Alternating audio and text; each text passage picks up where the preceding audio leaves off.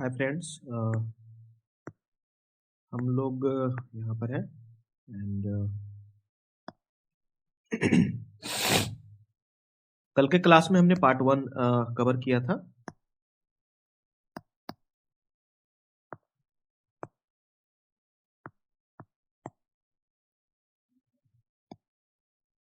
Part 1 हमने कल cover किया था।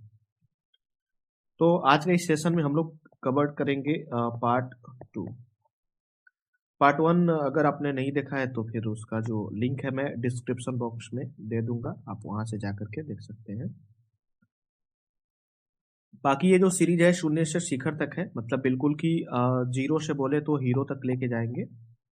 एंड जो सभी क्लास है वो 100% फ्री है एंड आपको पीडीएफ भी बिल्कुल फ्री में मिलने वाले हैं। उसके लिए आप 909799 एंड 1085 पर व्हाट्सएप करें, आपको सभी चीज़ें मुफ्त में अवेलेबल कराई जाएंगी। तो स्टार्ट करते हैं आज का जो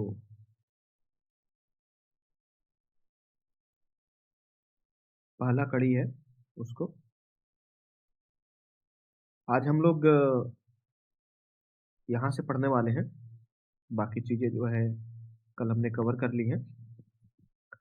तो आज खास करके हम बल वगैरह के बारे में बात करने वाले हैं, यानी कि हम लोग आज जानेंगे फोर्स के बारे में।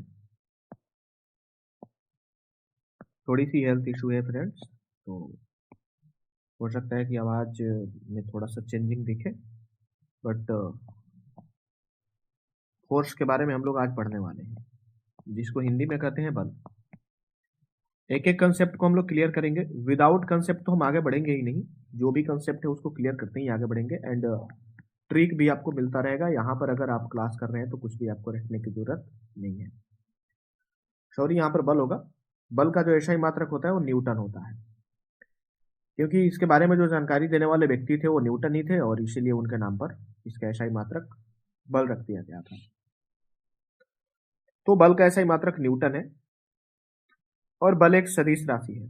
क्योंकि मान लीजिए कोई वस्तु है, हम अगर इसको ऐसे धक्का दे रहे हैं इस डायरेक्शन में, तो एक निश्चित दिशा है ना जी, या ऊपर से दबा रहे हैं तो भी एक निश्चित दिशा है ना, कि चलिए ऊपर से नीचे की ओर हम बल लगा रहे हैं, या फिर अगर नीचे से उठा रहे हैं उस चीज को, तो है ना कि नीचे से ऊपर की ओर बल लगा रहे हैं।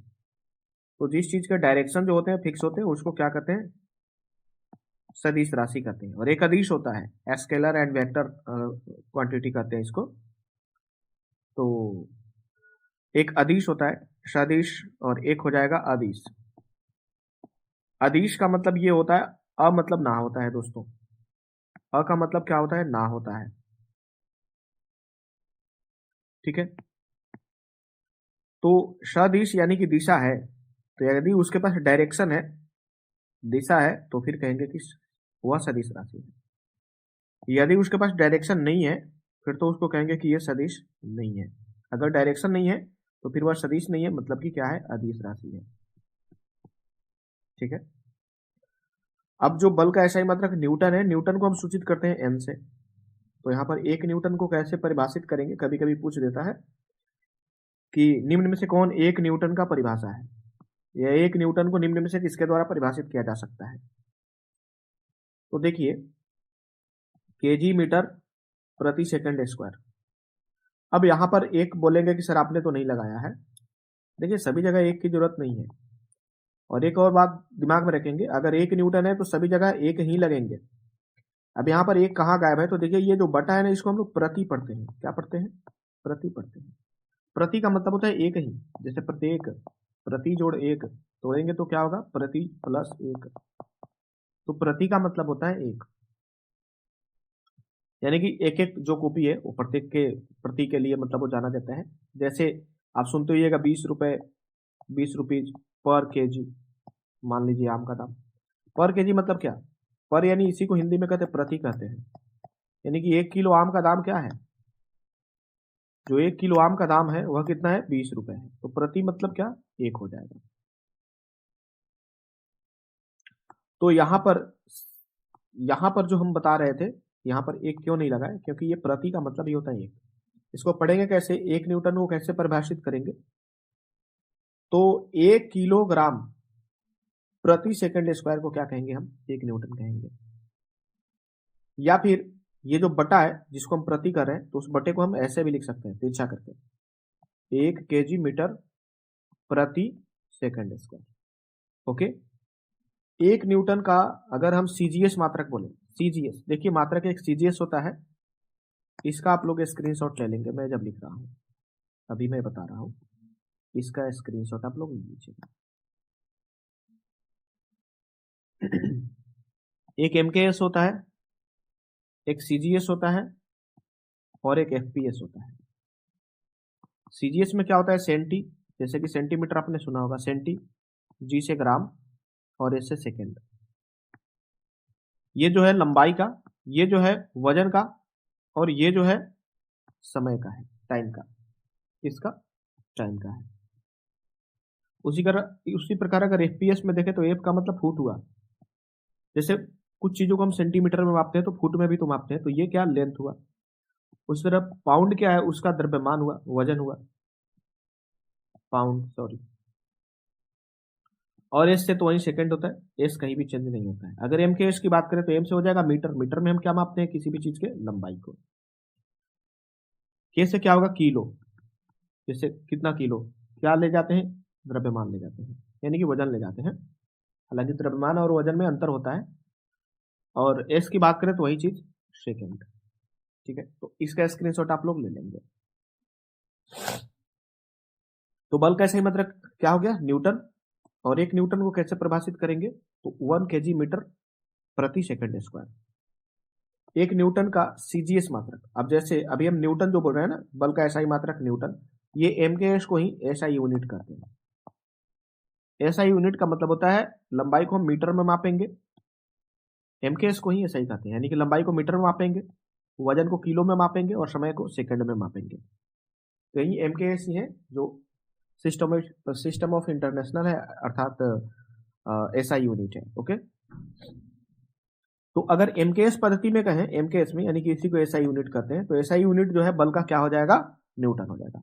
लेकिन इसी को अगर हम सीजीएस पद्धति में कहें तो न्यूटन यानी कि जो बल का एसआई मात्रक है उसको अगर सीजीएस मात्रक में हम पूछे, एसआई मात्रक हटा करके यानी कि एमकेएस मात्रक को हटा करके अगर सीजीएस में पूछे तो सीजीएस में पूछता है डायरेक्ट आपको, ये तो बहुत आसान है इसलिए डायरेक्ट नहीं पूछता है, सीधे दे देता है कि बल का सीजीएस मात्रक क्या होता है, तो डाइन होता है। क्या होता है? डाइन होता है। अब 1 न्यूटन में कितने डाइन होते हैं? तो सिंपल बात है, मान लीजिए कि 1 न्यूटन जो है, न्यूटन वैज्ञानिक इसको मारने के लिए कितने डाइन आएंगी? 5 डाइन आएंगी। तो 1 न्यूटन में 10 के पावर 5 डाइन हो जाएंगे। याद हो गया होगा दोस्तों कि 1 न्यूटन को मारने के लिए 5 डाइने मिलके आएंगे उन्हें मारने के लिए। तो 1 न्यूटन में कितने? 10 के पावर 5 डाइन हो जाएंगे। अगर 1 केजी में कितने न्यूटन होते हैं? 1 केजी में कितने न्यूटन होंगे? तो 1 केजी में 9.8 न्यूटन होते हैं, या फिर इसको 10 न्यूटन भी कहा जा सकता है, क्योंकि ये 10 के मतलब अप्रोक्स में है, इसलिए इसको 9.8 न्यूटन कहिए या फिर 10 न्यूटन कहिए, बात वही होती है।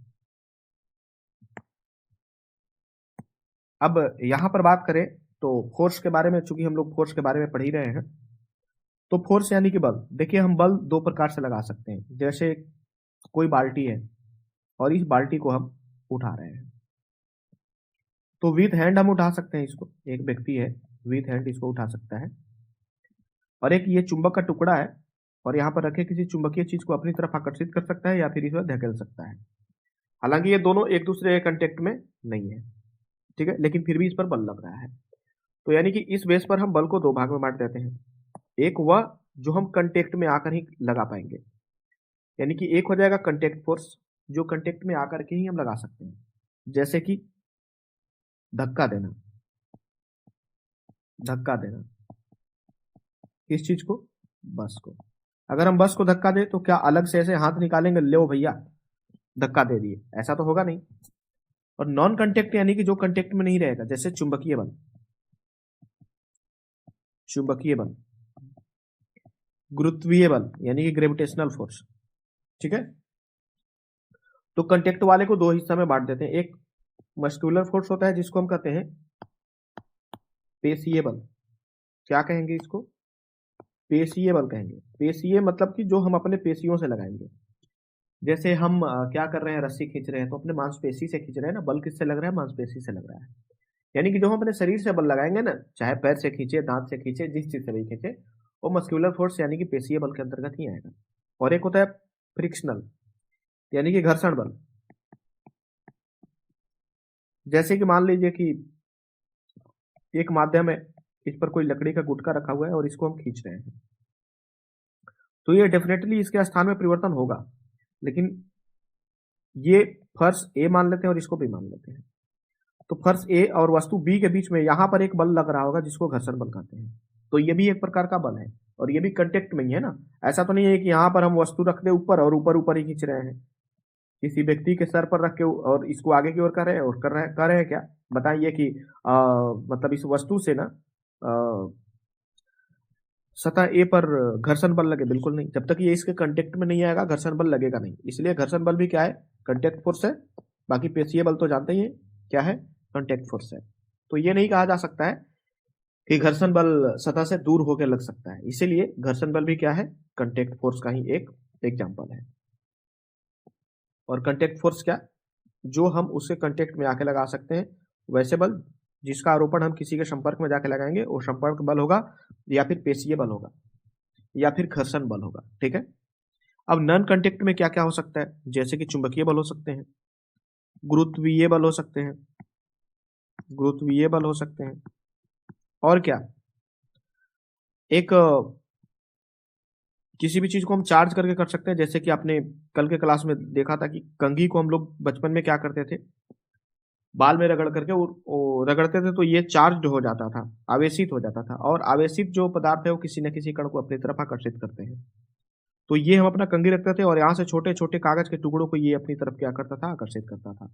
तो ये भी जो फोर्स लगता था वो फोर्स कौन सा फोर्स लगता था, तो इलेक्ट्रोस्टैटिक फोर्स लगता था। इसको कहेंगे इलेक्ट्रोस्टैटिक फोर्स। तो एक तो चुंबक के द्वारा लगता है जिसमें कोई कंटेक्ट की जरूरत नहीं है, अतः ये नॉन कंटेक्ट है। नॉन कंटेक्ट कहेंगे मतलब असंपर्क बल, असंपर्क बल। और ये होगा संपर्क बल, मतलब ये संपर्क में आने के बाद ही लगेगा और ये असंपर्क बिना संपर्क के लगेगा। तो असंपर्क को तीन में बांटते हैं, ग्रेविटेशनल यानी कि जो कि गुरुत्वीय है, जो कि ऊपर हमने बात किया है, चुंबकीय है, मैग्नेटिक चुंबकीय, और ये अस्थैतिक है, इलेक्ट्रोस्थैतिक कह सकते हैं, अस्थैतिक। ठीक है। अब आगे की बात करें, ये सभी स्क्रीनशॉट आप लेते चलेंगे, समझ रहे हैं। अब यहां पर एक और फोर्स आ जाता है, रिजल्टेंट फोर्स। अब जिसका कुछ ना कुछ रिजल्ट हो उसी को रिजल्टेंट फोर्स कहेंगे। देखिए इंग्लिश में पढ़ने में थोड़ी सी साइंस अच्छी लगती है, लेकिन इसी को हिंदी में कहेंगे परिणामी बल। परिणामी यानी कि जिसका कुछ ना कुछ परिणाम निकले। जैसे ये चीजें यहाँ पर चाहे एक बल लगे, अनेक बल लगे, अनेक बल लगे, लेकिन अभी यह इस पॉइंट पर है और खिसक के इस पॉइंट पर आ जाए, तो हम क्या कहेंगे, ये रिजल्टेंट है, रिजल्टेंट फोर्स है, इसका कुछ ना कुछ रिजल्ट निकला। लेकिन यदि गुटका यहाँ है और यहाँ पर हम कोई बल लगाए और ये यहाँ से अभी भी यहीं पर है और तब भी यहीं पर था, तो हम क्या कहेंगे, इसका कोई रिजल्ट नहीं है, इसलिए ये रिजल्टेंट फोर्स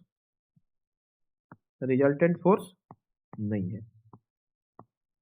ठीक है। तो चलिए आगे देखते हैं। अगला जो हमारा टॉपिक आता है ये बैलेंस फोर्स।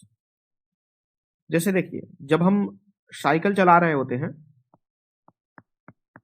जब हम साइकिल चला रहे होते हैं,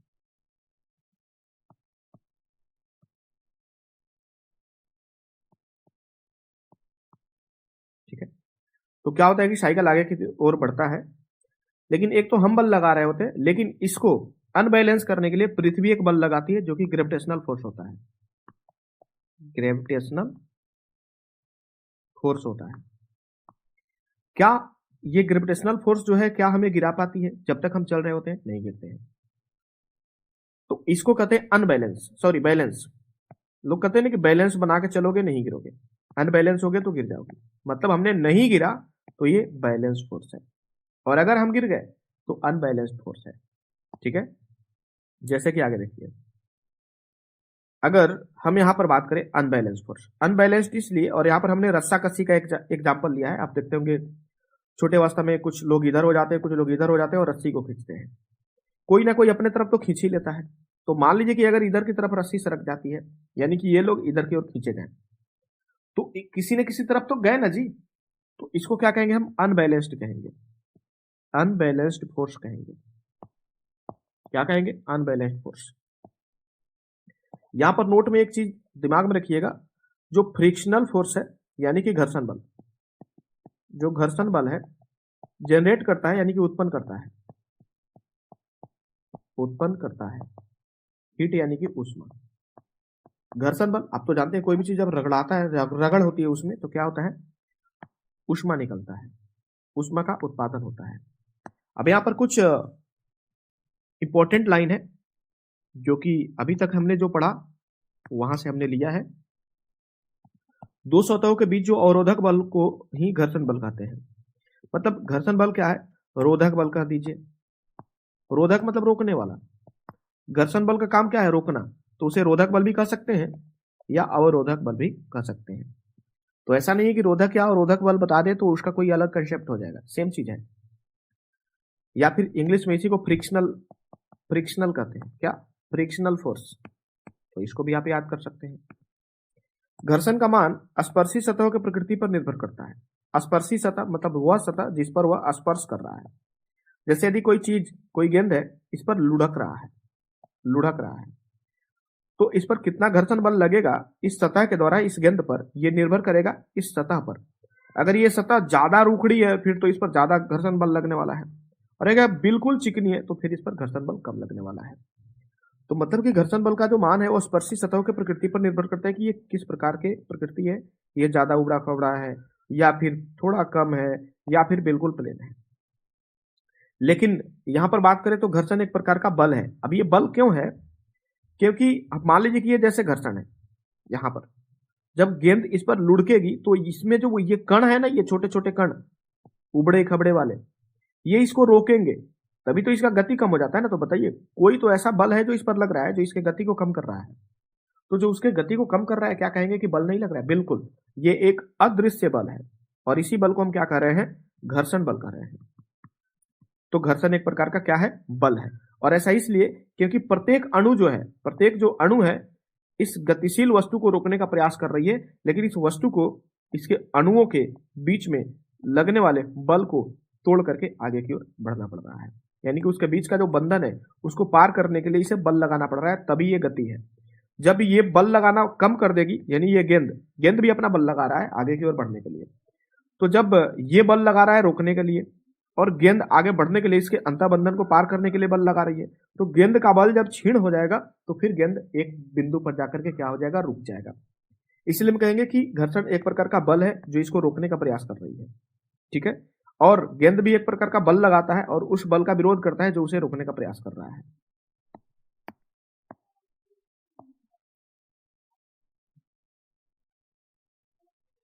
चलिए, तो एक मिनट, इसमें और चीजें हैं, जैसे कि घर्षण बल को प्रभावित करने वाले कारक क्या क्या हैं। तो देखिए, घर्षण बल को प्रभावित करने वाले, सबसे पहले तो हमने अभी ही बात किया था, सतहों की प्रकृति क्या है इस पर डिपेंड करता है। और क्या, मतलब बालू वगैरह उस पर डाल करके हम मतलब घर्षण बल को बढ़ा सकते हैं। जैसे कोई सतह है, फिसलनदार है, तो आप लोग देखते ही अक्सर उस पर हम लोग कुछ बालू के छींटे वगैरह डाल देते हैं ताकि घर्षण बल बढ़ जाए। और कम कर सकते हैं, कम भी कर सकते हैं। कम कैसे कर सकते हैं? ग्रीस जिसको आप लोग ग्रीस कहते हैं, ग्रीस वगैरह लगा सकते हैं, तेल वगैरह लगा सकते हैं, स्नेहक तेल का प्रयोग कर सकते हैं। कैरम बोर्ड पर आप लोग देखते हो ये पाउडर का इस्तेमाल हम लोग कर लेते हैं ताकि जो कैरम है वो ठीक से क्या हो सके, फिसल सके। प्रभाव क्या हो सकता है घर्षण बल का? घर्षण बल का प्रभाव ये हो सकता है कि किसी गतिशील वस्तु को अचानक से रोक सकता है, धीरे धीरे भी रोक सकता है।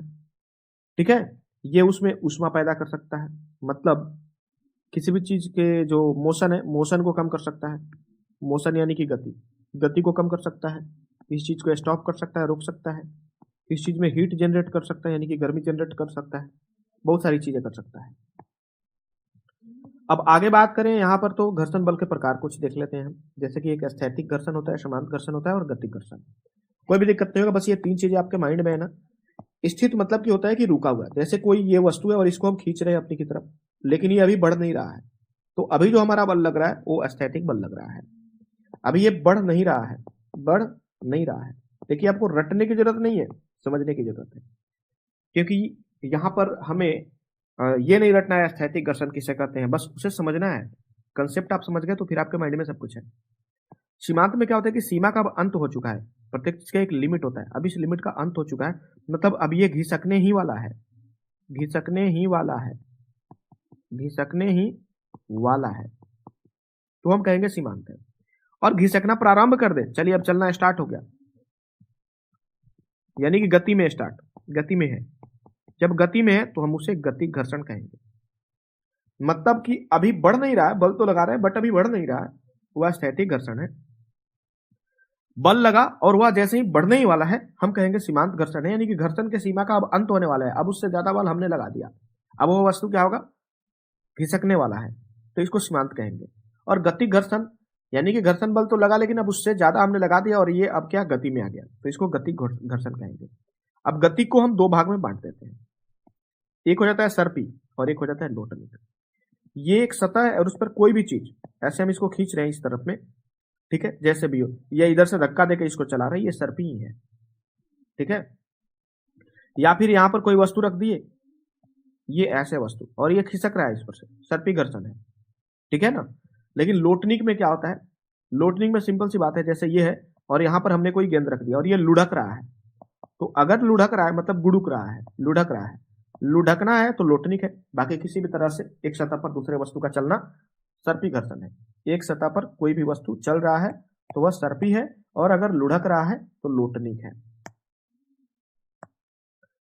फिर यहां पर अब तक हमने जो पढ़ा उससे कुछ कंक्लूजन वाले लाइन हमने लाया है, कंक्लूजन, वहां से हम लोग कुछ कंक्लूजन निकाल के देखेंगे।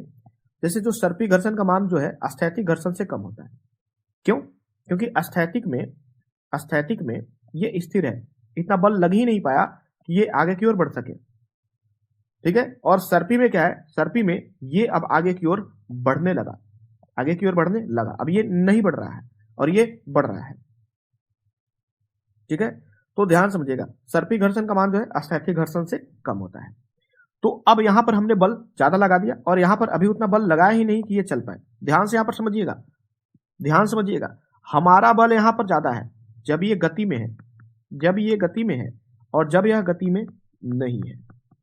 तो जब गति में नहीं है इसका मतलब घर्षण बल ज्यादा है, घर्षण बल ज्यादा है, और जब यह गति में है इसका मतलब घर्षण बल हमारे अपेक्षा कम है, तब तो हम गति में आ गए ना, उस वस्तु को खींच पाए। तो यहां पर घर्षण बल ज्यादा है, इसमें स्थैतिक में ये स्थित है क्योंकि अभी नहीं चल पा रही है, तो स्थैतिक में ज्यादा और सर्पी में कम। मैं फिर से यहां पर समझा रहा हूं, सुनिए, एक वस्तु यहां पर है और एक वस्तु यहां पर है, ये आगे की ओर बढ़ना स्टार्ट नहीं किया है, यानी कि यह है स्थैतिक, आगे की ओर नहीं बढ़ पा रहा है, ये आगे की ओर बढ़ना स्टार्ट कर दिया है, तो ये है सर्पी। अब क्या है कि यहां पर ऊपर लिख रहे हैं हमारा बल और नीचे लिख रहे हैं घर्षण बल, तो यहां पर जो है ना ऊपर की ओर जो देंगे हमारा होगा, हमारा बल यहां पर कम है, हमारा बल कम है और घर्षण बल ज्यादा है, तभी तो वस्तु नहीं बढ़ रहा है ना, घर्षण बल उसे रोक पा रही है। यहां पर बात करें अगर, तो हमारा बल ज्यादा है क्योंकि हम बढ़ा पाए उस चीज को, और यहां पर घर्षण बल कम हो गया हमारे बल की अपेक्षा में। तो वही चीज कहा जा रहा है कि जो ये सर्पी बल है ना स्थैतिक बल के तुलना में कम होता है। ये लाइन समझ गए, स्क्रीनशॉट ले लेंगे क्योंकि मैं इसे हटाने वाला हूं।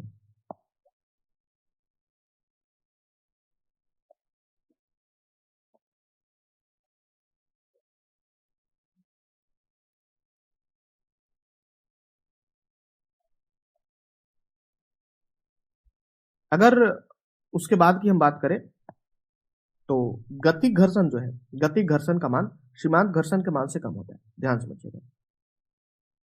मतलब यहां पर दो वस्तु है, एक ये वस्तु एक ये वस्तु, ठीक है।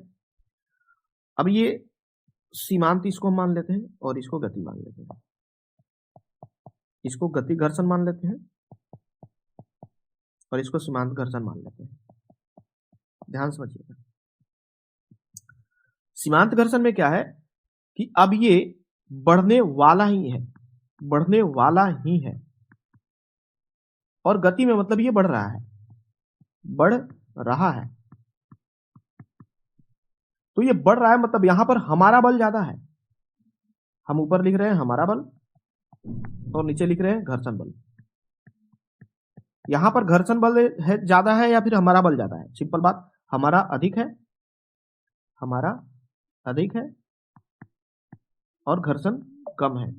तब तो घर्षण रोक नहीं पा रहा है ना उसे, और हम उसे बढ़ा पा रहे हैं। लेकिन यहां पर हमारा की बात करें, यहां पर सीमांत है, बढ़ने ही वाला है। तो यहां पर घर्षण मतलब इसके अपेक्षा, पहले की अपेक्षा घर्षण यहां पर ज्यादा है, तभी तो अभी तक बढ़ने नहीं दिया है, हो सकता है अब बढ़ पाएगा। और हमारा बल कम है क्योंकि अभी तक ये बढ़ा नहीं है, बस बढ़ने ही वाला है, यानी कि लगभग लगभग बराबर के मतलब स्थान तक बल लगा पा रहे हैं। तो यहां पर क्या है, जो गति घर्षण है, जो गति घर्षण है, इसका मान घर्षण में कम है। गति घर्षण का जो बल है वो सीमांत घर्षण के अपेक्षा क्या होगा, कम होगा, क्योंकि ये गति में है तो घर्षण ज्यादा नहीं लग रहा है। ये ऐसे आप सोच सकते हैं। ठीक उसी प्रकार यहां पर हम बात करते हैं लोटनिक घर्षण जो है, जो लोटनिक घर्षण है, लोटनिक की बात करते हैं, यानी कि एक ये बल है, यहां पर दो बल लग रहा है, एक स्थैतिक है जो स्थित है, यहां पर घर्षण सबसे ज्यादा लगता है, ये सीमांत है यानी कि अब बढ़ने ही वाला है, यहां पर घर्षण अपेक्षाकृत कम हो गया। और एक ऐसे है जहां पर कोई वस्तु लुढ़क रहा है, यहां पर तो घर्षण बल, इसको क्या कहेंगे, इसको कहेंगे लोटनी, और यहां पर घर्षण बल सबसे कम हो गया। बस अब ऐसे याद रखिए, सबसे ज्यादा घर्षण बल स्थैतिक में, इससे कम सीमांत में क्योंकि अब वस्तु आगे बढ़ने ही वाली है, और सबसे कम किसमें, लोटनिक में, क्योंकि वहां पर घर्षण बहुत कम ही रोक पाएगी। ठीक है, तो यहां पर कह रहा है कि लोटनी घर्षण जो है ये सबसे कम है, ये स्थैतिक मान यहां पर होगा, इसका मान स्थैतिक घर्षण और गतिक घर्षण दोनों से कम होगा। जो लोटनी है ये इन दोनों से कम होंगे। ठीक है, स्क्रीनशॉट ले सकते हैं आप लोग।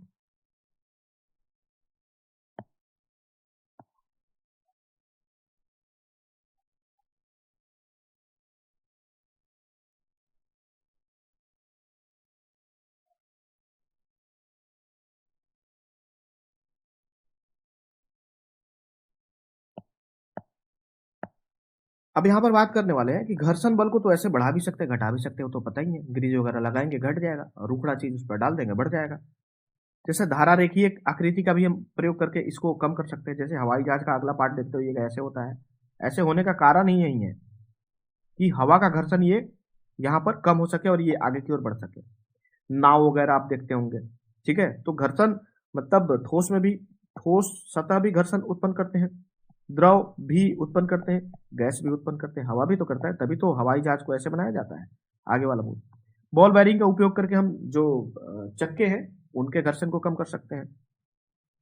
घर्षण हमारे लिए हानिकारक है और लाभदायक दोनों है। हानिकारक इसलिए क्योंकि हमारे जो मशीन वगैरह हैं वो घिस करके खराब हो जाते हैं, जूते खराब हो जाते हैं। लेकिन अगर वो ना हो तो धरती पर कोई भी चीज स्थिर नहीं रह पाएगी, हम स्थिर रह ही नहीं पाएंगे। इसलिए ये लाभदायक और हानिकारक दोनों है। घर्षण बल को रोधी बल भी कहते हैं, जो कि पहले ही बता चुके हैं। घर्षण बल हमेशा गति के विपरीत दिशा में होता है। जैसे अगर यहाँ पर कोई गेंद है, इस दिशा में लुढ़क रहा है या फिर गति कर रहा है, तो इस पर जो घर्षण बल लगेंगे ये इसको विपरीत दिशा में लगा रहे हैं, तब तो ये एक पॉइंट पर आकर के क्या हो जाएगा, रुक जाएगा। तो जो घर्षण बल होता है वो किसी भी वस्तु के गति के विपरीत दिशा में होता है। तो फ्रेंड हम आगे बढ़े इससे पहले एक चीज की, अगर आपको क्लास अच्छा लगे तो, अब चूंकि मैं लास्ट में बोलता हूँ, पहले आप देखें क्लास, फिर अच्छा लगे तो लाइक कीजिए एंड सब्सक्राइब कीजिए, बाकी तो समझ ही रहे हैं। एंड फर्स्ट ऑफ ऑल कि इसको शेयर कीजिए, थोड़ा सा स्टेटस वगैरह लगाइए, क्योंकि सब्सक्राइबर बढ़े, व्यूवर्स बढ़े, तो फिर हमें भी लगता है कि चलिए, हमें भी एक उत्साह मिलती है काम करने को। तो प्लीज, मैं इतना मेहनत कर रहा हूं, आपसे यही रिक्वेस्ट है, like, subscribe and share. Thank you, मिलते हैं अगले क्लास में, लेते हैं आपसे विदा। जय हिंद, जय भारत।